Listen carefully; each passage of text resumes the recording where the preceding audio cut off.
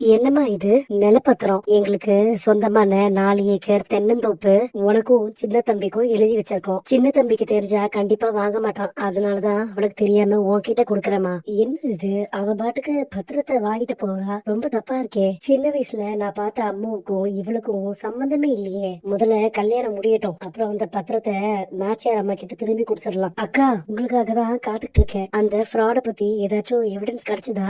இல்ல துளசி, எதுவும் கிடைக்கல. பேசாம நீதான் அம்முங்கிறத சின்ன தம்பி கிட்ட சொல்லிடு. ஆமாக்கா, எனக்கும் அப்படிதான் தோணுது. இதுக்கு மேல எந்த வழியும் இல்ல.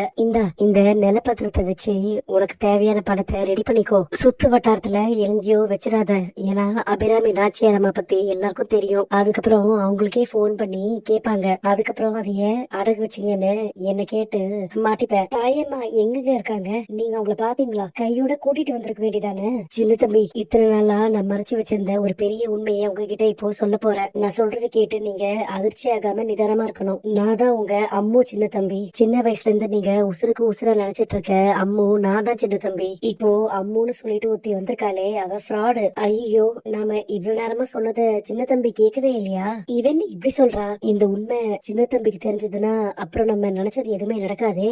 இவளை இந்த கோயிலை விட்டு எப்படியாச்சும் அனுப்பணும். முதல்ல இந்த பொண்ணு இங்கே இருக்கட்டும். நான் சொல்ற வரைக்கும் தாலி வேற கட்ட போறாங்க. இந்த துளசிய காணலையே, எங்க போனா இவ? இது நாச்சியார் வீட்டு பத்திரமாச்சே, இது எப்படி உன்கிட்ட வந்துச்சு?